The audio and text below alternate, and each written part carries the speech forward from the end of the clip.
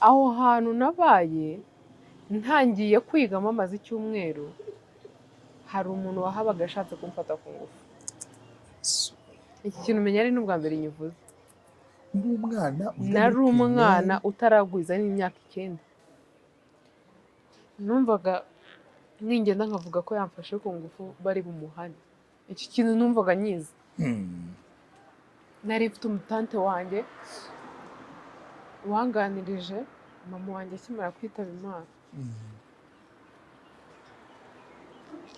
Arambwira nta muhungu ugomba kuzagukoraho, ntabwo ugomba kuzajya gusura umuhungu mu nzu. Umuhungu ugomba kuba uri kumwe nawe wenyine ni musaza wawe cyangwa papa wawe. Nyine anyigisha ko nta muntu w'igitsina gabo nshobora kuba nahura nawe cyangwa naba ndi kumwe nawe. Abantu bafite abana barera, nimba uwo mwana utazashaka kumuganiriza, nimba uwo mwana ubona utazashaka kumuha urukundo kandi yarabuze umuntu umuha urukundo, uwo mwana niba bishoboka mureka agira ahandi hantu ajya kuba. Ariko abana b'imfubyi iyo ngiye kuryama ndabasabira, n'ababyeyi batagira abagabo. Ariko umugabo wese ahava akagera ufata umwana w'umukobwa ku ngufu bishoboka yagiye ahita akatirwa urwo gupfa. Kuri njye ari njye ushyiraho amategeko akanakurikizwa, uwo muntu yakajya ahita apfa.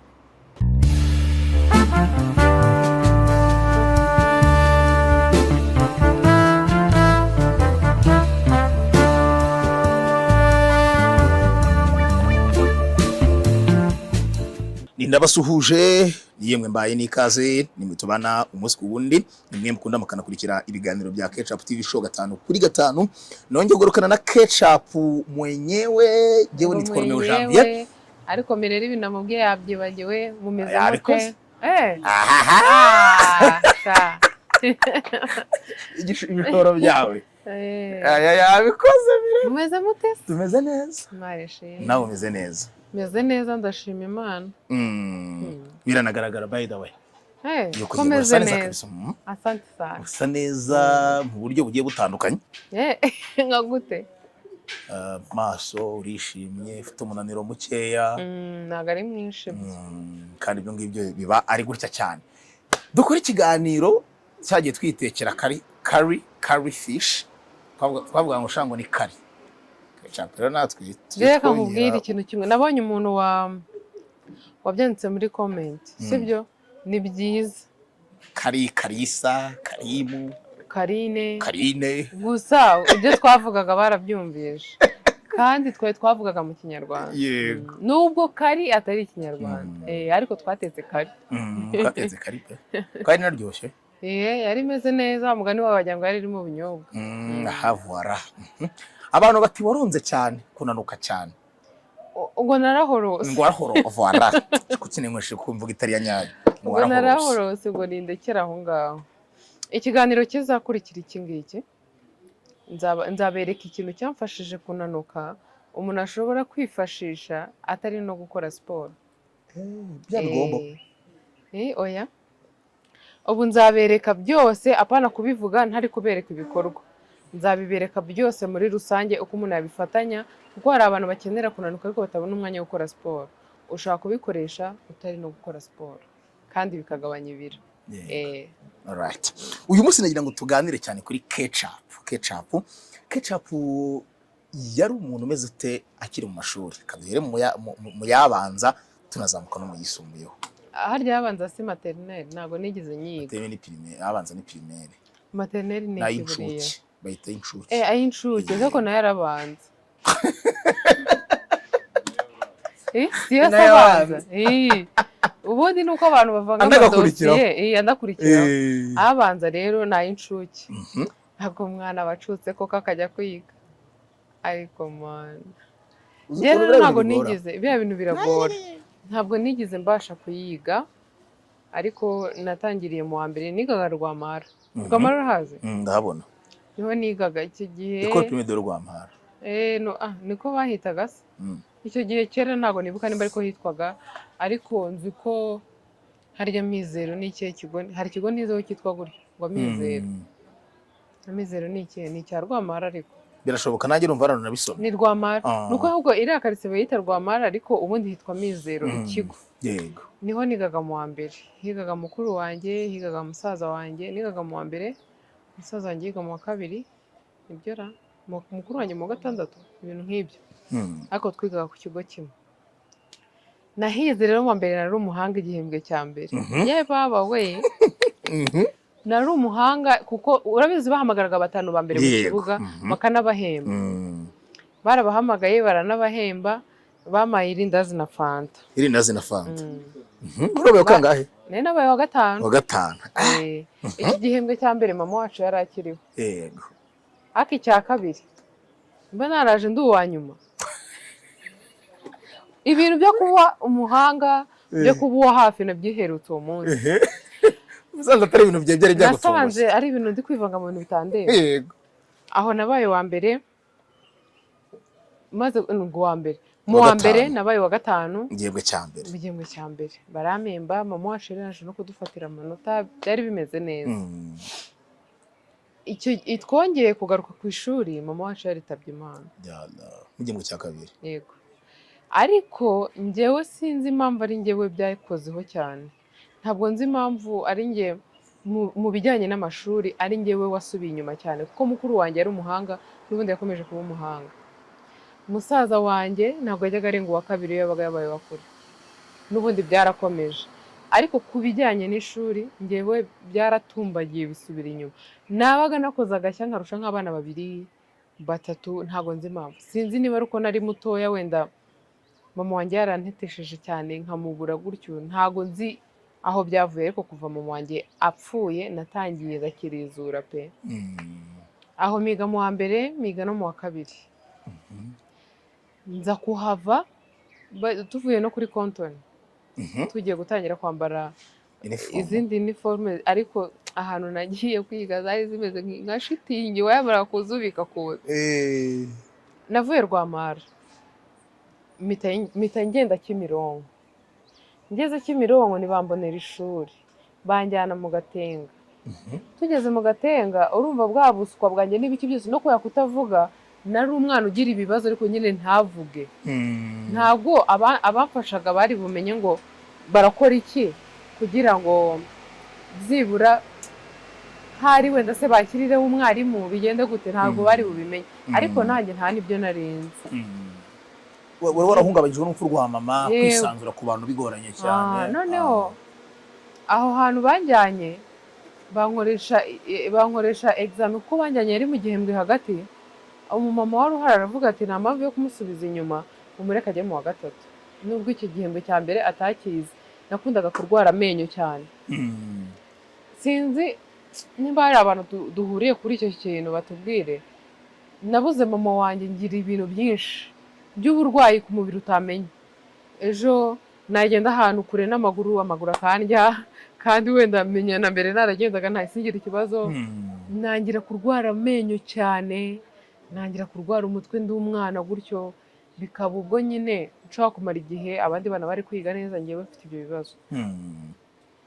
Noneho bivaho nza no kugira ahandi hantu nabaye hatari heza hatumye ntakunda ishuri. Nkajya njya mu ishuri naba nicaye gutya nkibonera ibyombo bitogeje, nkibonera ukuntu ndi buze kujya kuvoma, ukuntu ndi buze gukora ibintu runaka byinshi. Si uko nari ninye kubikora oya, ahubwo nuko buriya abantu bafata abana mu gihe umwana avuye ku ishuri akaba ari wo mwanya wowe ubonye kumukoresha agatuna mbwene. Ibyo bintu mujye mubireka, ntabwo aba ari byo. Umwana iyo ageze mu rugo hari umwanya aba akeneye wo kugira aganire ibindi bintu bitari byo ku ishuri, aseke, ase nk'umuntu wahinduye miriye, aho nyine ahure n'ibindi bintu bishyashya bitandukanye n'ibyo yari arimo. Rero kugera mu rugo ukahita umushyira mu mirimo myinshi cyane. Iyo ari mu ishuri atekereza amasaha agiye kugera yo kujya gukora bya bintu. Nimba ari homework bamuhaye ntabwo aba azi ngo ibiki. Ndagenda aho ngaho ndiga. Aho hantu nabaye ntangiye kwigamo amaze icyumweru hari umuntu wahabaga ashatse kumfata ku ngufu. iki kintu umenya ari n'ubwa mbere nyivuze. uri umwana wiga Nari muri umwana primaire. utaragwiza n'imyaka 9 kuko natangiye kwiga mu wa mbere mfite imyaka 7. ni uko ubwo nagiye nsimbuka urumva no ku kwiga kwa gutyo hari ubwo wasangaga wize igihembwe cya mbere icya kabiri ntukize wese wiga icya gatatu gutyo. mu kugenda bakankoresha examen babonye najya mu wa gatatu kuko ntago nari umuswa mu by'ukuri ahubwo kubera ahantu nari mvuye nari ngiye ahandi mbasha kubona icyayi n'imigati ibiri meze neza mbasha kunywa fanta. hari igihe cyageze mba wa mwana wakishimira kwirwaza kugira ngo bamugurire fanta. hari n'abana bakunda kubikora. noneho aho hantu narahagiye uwo muntu aje kubasura ariko ngo ajyaga aza akahamara igihe. uwo muntu wahashatse kumfata ku ngufu njyewe nasabye yuko nakwigendera ko ntashoboye kuhaba kubera iki ntababwiye impamvu.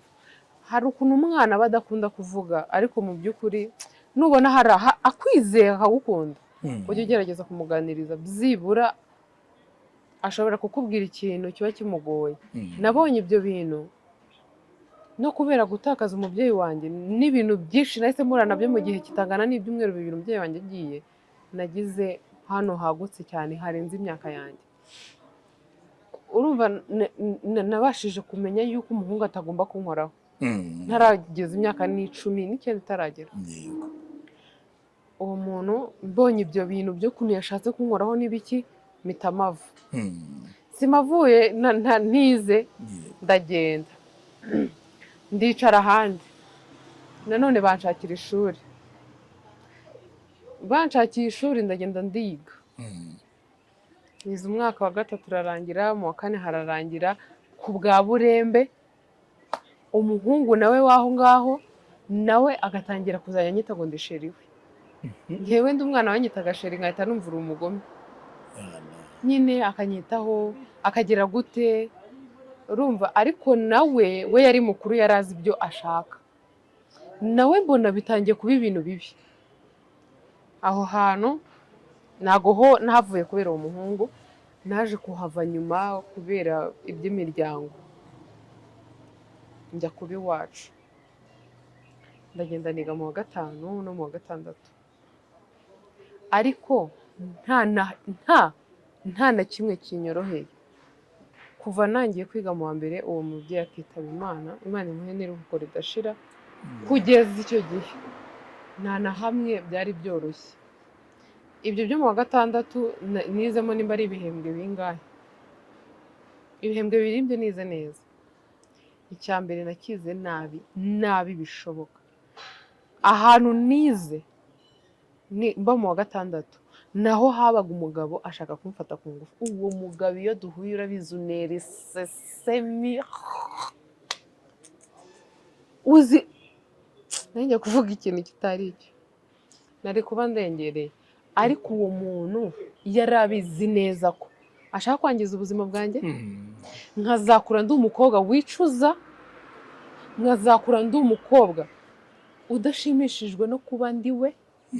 nkazakura ndi umuntu wiyanze uri aho ngaho wumva hari buriya gufatwa ku ngufu ni ikintu kibi cyane. abantu bakinishije kubikora kubw'amahirwe ntabwo byabaye. Nyagasani yandinze icyo gikomere ntabwo yari bubone ibyo mfite biri aho ngaho ngo arenzeho icy'uwo mushenzi w'umugabo washakaga kumfata ku ngufu. naramwitegereje ndamubwira ariko story zawe uzi ko nzizi. ufite imyaka ingahe icyo gihe? nayo ifite ngaho se buriya 14 gutyo. ni nka 14. ubundi umwana watangiye mu wa mbere afite imyaka 7 isasoza afite 13 kuri 10. iyo igihe byagenze neza ni nka 15 kuko ngewe byari bimeze ni nka 15 kuko nari nangiye no kuzajya njya mu bintu bya filime. yego nari nangiye kuzajya njya mu bintu bya filime. ikintu cyandokoye si ukubera ko namuhakaniye si ukubera ko nyine namubwiye ayo magambo agatinya. hari n'abantu badatinya.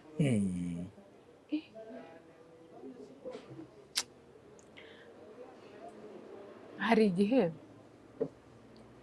umuntu akora ikintu cyambabaje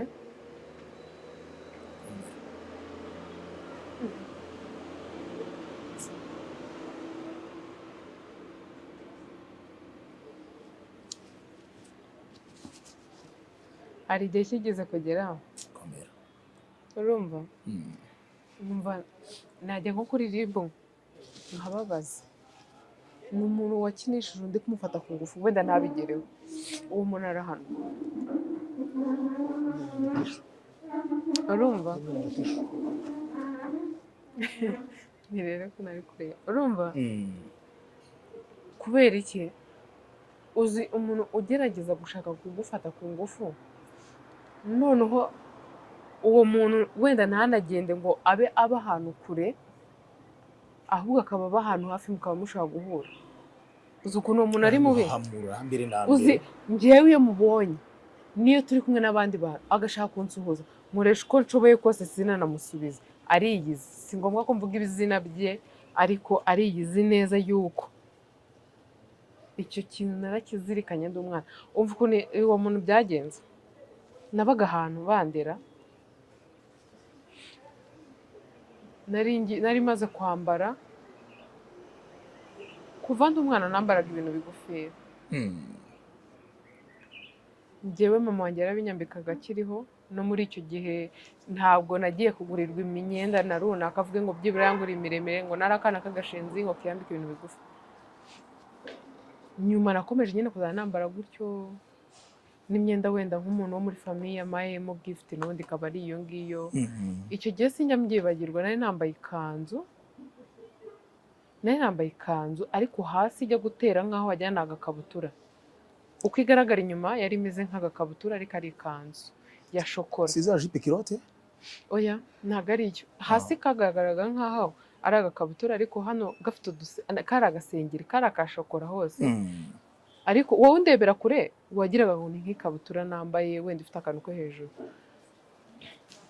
wenda agasarubeti k'ikabutura ako kari agakanzu noneho nari nasabye uruhushya ko saa 9 niba bitari saa 8 ko ndibuze kuva mu rugo nkagenda muri ibyo bintu bya casting hari repetition ndangije nari nabivuze abandi bagiye mu kazi nari nasigaye aho ngaho nawe ahari n'umwana mutoya we yararyamye ngiye kugenda urumva ubana n'umuntu mu rugo cyangwa umuntu umuzi ko ari umuntu wo muri urwo rugo ntago wasohoka mu rugo hari umuntu mukuru utamubwiye ngo ndagiye yego nagiye kumureba ngo mubwire ko ngiye ikindi nari negereje umukobwa witwaga Nina uwo mukobwa witwa Nina Imana nimfasha nkamubona nzamubwira azaze hano tugutere iyo story turi kumwe kuko narayimubwiye mu gihe negereje Nina namaze kwambara ndaza ndamubwira rero njye nari nasabye uruhushya bimeze gutya na gutya ngiye kugenda mu bijyanye bya filime ngo nari umwana mwiza ntabwo ari bwo yarambonye ntekereza ko no mu mutima w'iki kintu yari agifite ahubwo yari agize amahirwe urwo rugo nta bantu barimo turi twenyine kandi umwana yari aryamye arangije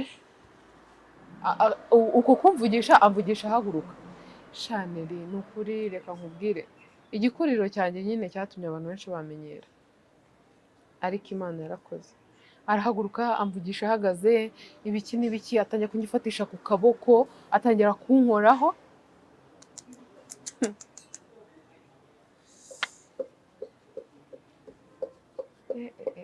Imana yarakoze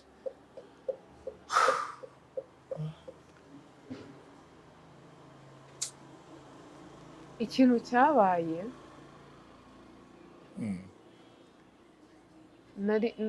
imyaka 15 ubuzi ko polisi ibaho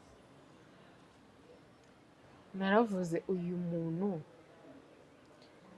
numvaga ningenda nkavuga ko yamfashe ku ngufu bari bumuhane iki kintu numvaga nyiza nari mfite umutante wanjye wanganirije mama wanjye akimara kwitaba Imana arambwira nta muhungu ugomba kuzagukoraho ntabwo ugomba kuzajya gusura umuhungu mu nzu umuhungu ugomba kuba uri kumwe nawe wenyine ni musaza wawe cyangwa papa wawe nyine anyigisha ko nta muntu w'igitsina gabo nshobora kuba nahura nawe cyangwa naba ndi kumwe nawe urumva nabivuze nyine nari ndakaye uko byagenda kose umuntu umeze gutyo ntabwo mushaka kugira ikintu kizima muvugana kiri ku neza namubwiye kure numvaga bishoboka namuha nk'ingumi. Ndangije ndamubwira kure ngo umeze neza, ngo dore ngo ufite imodoka, abantu bafite hano hatekereza hafi cyane, natara no kubona imodoka kumva ko uri umukire. Ndavuga se buriya mbaye nayitiye azi Sariyani, wenda nari nanayitiye koko. Ngo dore ngo usigaye ufite imodoka, ngo umeze neza, ngo uranasa neza. Kivuga gutyo nibutse ibyo yavuze mbere, numvise se mshaka kuzamuka, ndamwihorera ndigendera. Ariko uwo muntu njya mubona nawe ajya mbona, njya mubona muri Nyamirambo, sinzi ngo aba hehe, ariko nimba hari umuntu mu bwana bwanjye sinzi n'ukuntu tukivuzeho. Nuko tuvuze ibintu byanjye by'amashuri, nyine kwiga kwanjye byatumye ngenda mba ahantu henshi, mura n'ibintu byinshi, no kugenda nkajya ngira amanota amwe n'amwe mabi mu ishuri byaterwaga n'abo bantu. Ko hari akantu ntajya nibagirwa, rye Mutabazi yazaga mu rugo bakamubwira ngo reba birete ngo y'umugore wawe, kera ndi mutoya babimusererezagamo gutyo ngo reba ubuse ngo byagenze gute. Njyewe nabaga nzi ibyo ndi kurwana nabyo. Nshobora kwiga nkataha, urugero nkaba mbizi neza ko ntari burye. Ushobora gutaha ubizi neza ko hari ibintu ugiye gutaha ugakora biri bugutwara umwanya ukaza kuryama utinze. Ushobora gutaha ubizi neza ko n'ubundi uri buhure n'uwo muntu. Abana baba mu mafamiye b'imfubyi bahura n'ibintu byinshi. Njyewe umwana w'imfubyi akenshi hari igihe namugira inshuti yanjye, kubera hari igihe mba numva nta kintu nabasha mu bushuti bwanjye nawe, kubera ko nshobora kwimagina ibintu byinshi atari no gucamo kubera ibyo nanyuzemo. Ashaka kunganiza akantu gato k'ibyo anyuramo, nkumva narenzaho ibindi ndi buturi ku mutima. Ariko abana b'imfubyi iyo ngiye kuryama ndabasabira, n'ababyeyi batagira abagabo. Ariko umugabo wese ahava akagera ufata umwana w'umukobwa ku ngufu bishoboka, yagiye ahita akatirwa urwo gupfa. Kuri njye ari njye ushyiraho amategeko akanakurikizwa, uwo muntu yakajya ahita apfa. Nta swing, nta kintu na kimwe ndi nk'uwo muyobozi, uwo muntu ari n'uwanjye nabimukorera, kuko hari umuntu ababaje ubuzima bwe bwose. Ku bw'amahirwe ibyo njye mbivuga bitarabaye, byarageragejwe ntibyaba, ariko nibaza iyo biza kuba byari kugenda gute. Uwo muhirimbiri ko njyewe nari kuwugezayo, ko icyaha cyo gufata ku ngufu ntabwo kijya kirangira. Rero mu rugendo rwanjye rwo kwiga, nyuma byaje guhinduka, ndagenda njya kwiga ku ibijyanye no guteka. Ntabwo nari umuswa mu ishuri, ku bw'amahirwe. Ni nabyo kubera condition y'ubuzima. Yego, icyo gihe rero natangiye kwiga, hari ahantu mba birapfa, ndahava njya kuba kwa papa wanjye, niga neza rwose. Nari umuntu mukuru ushobora guhura n'ikintu akaba abizi ko atari cyo agomba kureba cyane, hari ibindi. Nkajya ngenda nkiga mba kwa papa, niga neza rwose, ndatsinda, ibyanjye byose ndabibona. Mbona stage y'igihe gito, mpita mbona n'akazi, bitangira. Imana yari ibizi. Ibyo nashyiriyemo ubwenge ku gihe byo byahise bitangira kungirira umumaro. Nangira noneho kwiga bimeze neza, naha neza, nta muntu uri bunsakurize, nta muntu uri bugire gute. Ndiga birarangira aho ngaho. Ariko amashuri yanjye wa mugari wawe ngo babanza yabaye abanza, ababanza arongera mbamo abanza yuko atsindwa. Yego. Ni urugendo rutari rworoshye mu buzima bwawe. Reka mfatire case study kuri iyo case ikomeye yari igiye kukubaho. Hari abo bibaho bakaza ku mbuga nkoranyambaga bagaturika bakavuga kimwe mu bintu bihari cyane, ni ihohoterwa rikorerwa igitsina gore, kandi cyane cyane ryo mu muryango. Tubona umwe mu gihe butandukanye, anko wanjye yarasambanyije, papa wanjye yamfataga ku ngufu, n'ibintu bigiye bitandukanye. Abo bakobwa cyangwa se abadamu baturika bakavuga ibyababayeho, ku buryo wenda bashobora kuba mu buryo bumwe cyangwa se ubundi uwabibonye nabo bavuga ngo nahohote cyangwa nahohote nshobora kujya kuri umuntu n'uyu, sosiyete yacu ibafata nabi, yumva atari cyo cyagakwiye kuvugirwa mu ruhame. Wowe ni ikintu baragutekeye? Reka nkubwize ukuri, gufatwa ku ngufu ni ikintu kibabaza cyane. Nuko nabivuze ntibyabaye, ntabwo yabigezeho kubera Imana. Ariko niyo mubonye nekereza byibura ubwo bunyamaswa yaragiye kunkorera. Noneho wibaza uwo byabayeho, bikarenga rimwe kabiri gatatu, uba ahantu akakubwira ngo nubivuga bazakwirukana, nubivuga nzakwica, nubivuga nzagira gutya. Uwo muntu navuga nimukajyeho ngo muvuge ibindi bintu byinshi, mujye mwicecekera, kuko hari igihe ashobora kuza imbere akabera atari cyo yagennye kuvuga, kuko nanjye ntabyo ari bindimo. Icyo kintu abantu bakizi kugeza ubu barakizi, ariko nibaza ko n'uzabibona azatungurwa kubyumva mbivuze, sibyo? Kuko ntabwo ari ikintu nagambiriye kuvugaho, ariko hari igihe uganira story yawe bikaba ngombwa ko cya kintu kizamo, kandi n'ahahise hawe. Ahahise hacu rero turahagendana kuko niho hategura ahazaza hacu, ntabwo twahakwepa. Aho ikintu umuntu yirinda kuba imbata y'ahahise hiwe, kuko byaba ari bibi cyane. Rero abantu nimukajyeho ngo muvuge ngo kuki ngo wabivuze. Ikintu ngiye nanga ni iki? Ni umuntu uza kuvuga ngo umugabo wanjye ngo ararankubita, ngo umugabo wanjye araragira gutya. Icyo ni ikintu ushobora kujyana kuri ribu kigakemukirayo, cyangwa ukakijyana muri famiye iwanyu kigakemukirayo. Njyewe ntabwo mbiganiriye nko kuvuga ngo ndi kumurega cyangwa iki, ntacyo murega ko ntacyo yakoze. Ariko ibyo tuvuga hari abantu benshi bifasha. Hari umwana ushaka kuba umeze nk'uko njyewe nari meze aka kanya, akaba yagira amahirwe yo kwicara ahantu akumva ikiganiro cyanjye. Uko waba ungana kose uzagende, nubona nta muntu ukumva uzagenda ujye kuri polisi ubabwire. Niyo wabivuga ubivangavanga bazagufasha, bagutega amatwi umenye n'uburyo uvuga ikibazo cyawe. Nk'ubwo bwo njye nari mfite bwo kuvuga ngo reka mureka afate ku ngufu ngo njye kumureka. Ibaza icyo kintu kiza kuba cyakuba ari kibi cyane. Rero umuntu ni mu mwumva ari kuvuga, nimukihutire kumva ko kanavuze wowe wumva udashaka kumva. Jya urindira ubanze umenye imva n'imvano y'icyo kintu. Hari ikintu umuntu avuga atagiteguye, hari n'igihe aba yagiteguye akavuga ngo hara niho honyine nzi ngomba kujya kuvugira bikarangira.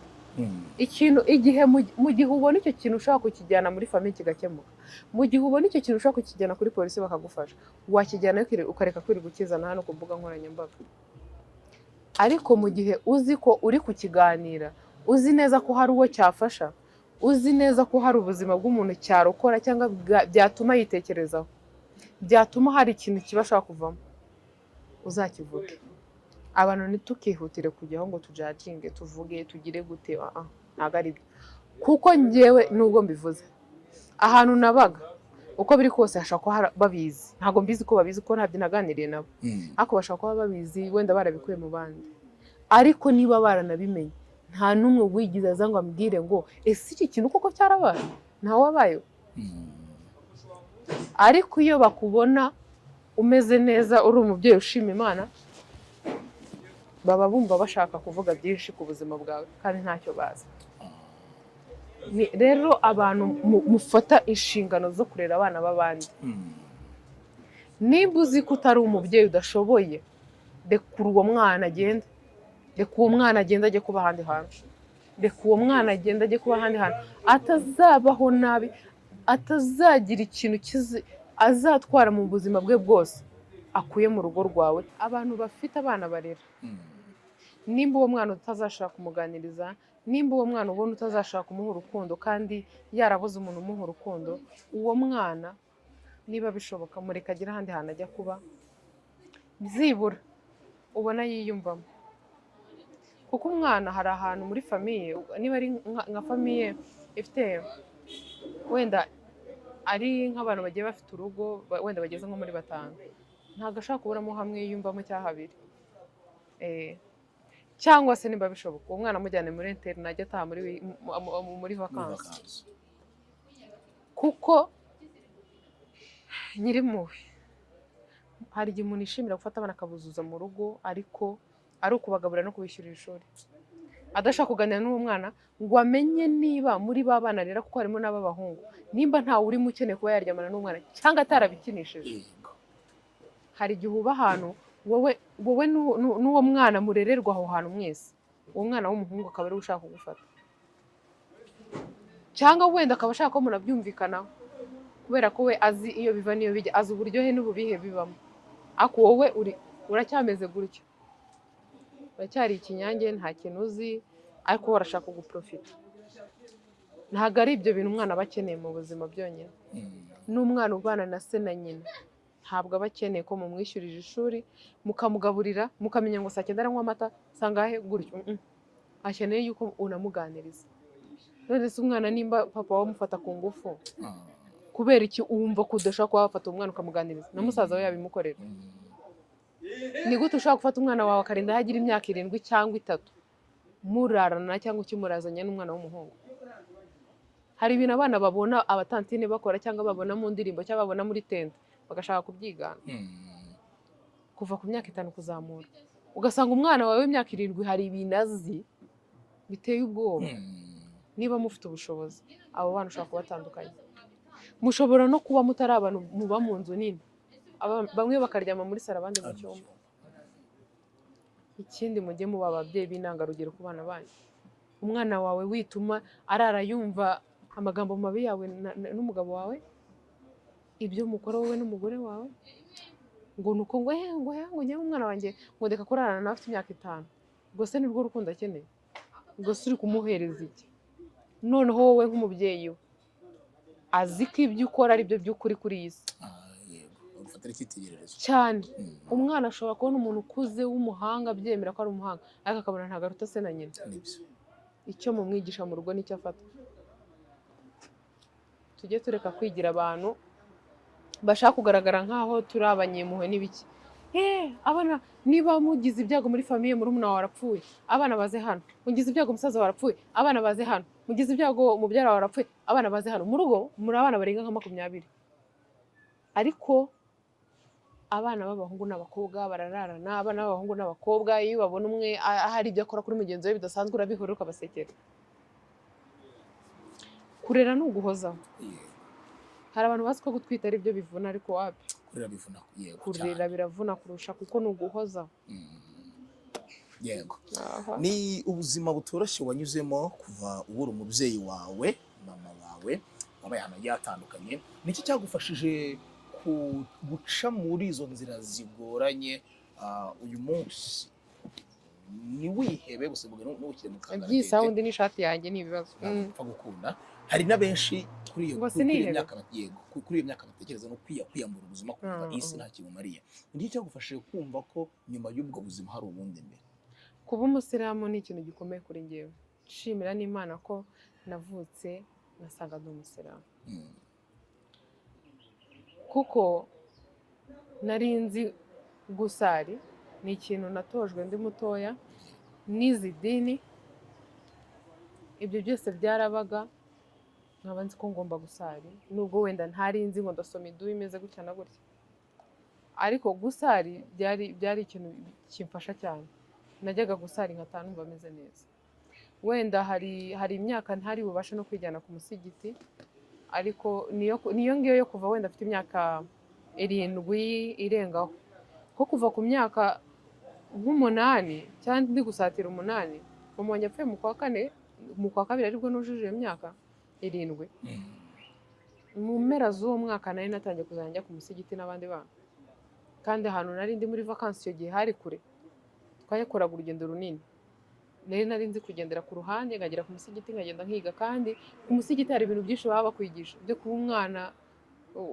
Uretse kuba wakwiga Qur'ani, hari n'ukuntu bakwigisha ikinyabupfura, ibiki byose. Hari ibintu byose rero byabaga wenda nangiye kumenya ubwenge, ariko n'ubundi nkihora n'ibyo bintu byaba nkajya ku musigiti nkajya kwiga Qur'ani, nkumva inyigisho abamama batangaga, nkumva ni byiza, nkataha hari akantu natahanye. N'izo manuro nahawe na tante wanjye. Yego. Ubundi si tante wanjye ni nyogokuru wanjye, ariko kuko ukuntu akiri mutoya benshi tumwita tante. Rero n'izo manuro yamaye no kuba yarageragezaga gukurikirana akamenya n'ibyo byose. Gusari kujya mu musigiti nkiga, nkatezamo akavuyo, nkagira gute, rimwe nkakwepa, ubundi nkagira gute. Mu musigiti hari ibintu byinshi hamfashije. Kudacika intege rero, noneho buriya umuntu atangiye kumenya kudacika intege batangiye kuba umuntu mukuru. Nari nangiye kumenya ko nimba mbabaye ntafite ukundi kuntu mbigenza, ntafite undi muntu mbwira, ngomba kumva Qur'ani bigashira. Kandi n'ubu nikomeza, iyo mbabaye byanyabya apana ibi by'imikino, numva Qur'ani birashira, bishira ntawe mbwiye, bishira nawe mvuganye nawe. Rero natangiye kumera gutyo, noneho nangira gukunda filime. Ngewe ndi kuri set mba nabaye undi muntu, mba nibagiwe ibindi bintu byose bibaho, mba ndi mu yindi si. Kujya muri filime ni kimwe mu bintu byatumye mba umuntu ukomeye muri njyewe. Kujya mu musigiti ni uko nguko, kumva Korani ndetse no gukunda idini ryanjye ni ibyo ngibyo, no kumenya nindamuka ncitse intege ubundi ninde uzazinsubizamo. Najyaga mbyibaza ibyo bintu, nincika intege ninde muntu uzazinsubizamo, nabonaga ntawe. Rero bigatuma niba ari ikibazo muhuye nacyo, yego ndacyemerera kimbabaze, ndire nduhuke, njye kurira kuri njye ni ukuruhuka, nkarira nkaruhuka bigashira. Yego. Alright. Hari ahantu wigeze uba mu muryango ubwo tugana no ku musozo ku buryo watekerezaga gutaha ibikoni bikagukuka umva ntushaka gutaha? Ari aho hantu mba oya, ngewe najyaga kuba ahantu bakankorera ibintu birenze kamere yanjye nahitaga amava. Nari mfite ahantu nka hano, ahubwo hari ahantu muri famiye yanjye i Gikondo, sinjye warotaga amashuri dufunze, nahitaga njyayo. Wa muruhuki utaruma, ego mana, kwa sogokuru wanjye narahakundaga cyane. Najyagayo nkabayo numva mfite amahoro, habaga abandi bana beza bagira umutima mwiza bavuga neza. Hari abana najyaga nyina nabo bavuga nabi, njye ntabwo nakundaga n'umuntu uvuga nabi, no kugeza n'uyu munsi iyo umbwiye nabi, ibyo umbwiye ntabwo mbyumva, kugira ngo nanabimenye ntabwo nkunda umuntu uvuga nabi. Iyo uvuze nabi ibyo wavuze simbyumva, igihe uzavugira neza nibyo mu agaciro. Aho hantu barankundaga cyane. Ambwira abantu, niba ufite umuntu ukunda, ubuzima bw'isi buratujyana cyane, ariko ntugatume ushobora kumara icyumweru cyangwa ibyumweru bibiri utaramenya ubuzima bw'uwo muntu. Uwo muntu nkubwira yari murumuna wa sogokuru wanjye nyine, urumva nawe yari sogokuru wanjye, yari yarankundaga cyane. Nta kintu cyambabaje nk'ukuntu yapfuye simbimenye.